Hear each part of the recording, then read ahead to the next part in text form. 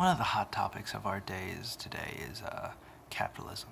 Now, capitalism is a mode of production in which workers sell their labor in exchange for a fraction of profit. Many people have claimed that capitalism has brought millions out of poverty, and certainly we would never want to go to the hard days of communism or fascism, and such experiments in social engineering are really unsavory. But I think for many people, we question the merits of capitalism because we have seen some of the uglier sides of it. The Daily Beast, for instance, an American newspaper, has recently shown suicide nets that Apple has installed on one of their recent factories in China. This is extremely disturbing. Why would people be treated so poorly in order to make so little? In their desperation, kill themselves? It really seems that as Americans who believe in freedom and as Christians who believe that all people are children of God, that we should mistreat these people so poorly just so that we could have a few gadgets every now and then. It seems rather demeaning to the human condition. The Daily Mail and the Daily Beast have also talked about how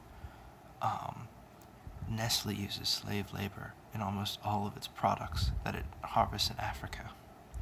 This is extremely disturbing. We abolished slavery in 1865, and yet we still profit from it today. It really does seem to be something that is rather outdated as a mode of production for people that believe in freedom and human rights. Now, we've looked at communism, which is not a desirable alternative. In all practice of communism, it's really been very unsuccessful. People have been tortured and murdered for horrible reasons that really isn't desirable either. The point of communism was, though, that workers could live in a democratic workplace that was self-determined, and that they could have the surplus value of their labor in order to enjoy their lives. But as we can see, that requires people giving up power that the people give to these commissars as they were, and they never really did. And human nature really does pervade in these situations, as it does in capitalism.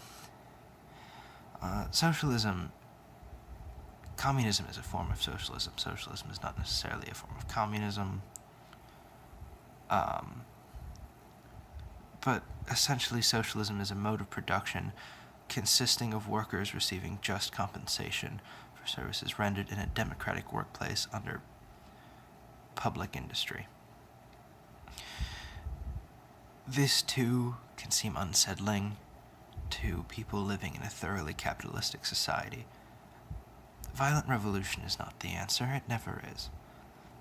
But simply put, something has to change, and I think that it's rather foolish to suggest that we have to keep doing the same thing over and over again.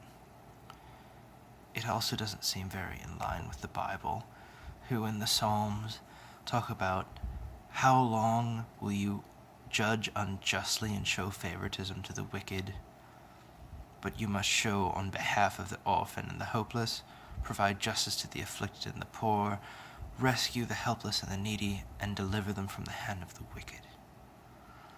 Which is certainly something that we're not practicing if we're buying goods produced by slave labor for something that's so cheap. Christ drove out the bankers in order to prevent human life to be all about commerce and all about God. Simply put, we don't want to violently overthrow the government or anything like that. We simply want to profit from life, profiter de la vie. It's a very common expression in French that simply speaks of enjoying one's life while one has it. Christian or non-Christian, that in order to provide a stable life for most people. The Bible says as much. In Ecclesiastes it says, "And for anyone to eat and drink, that is, to enjoy the fruit of his toil, this also is a gift of God."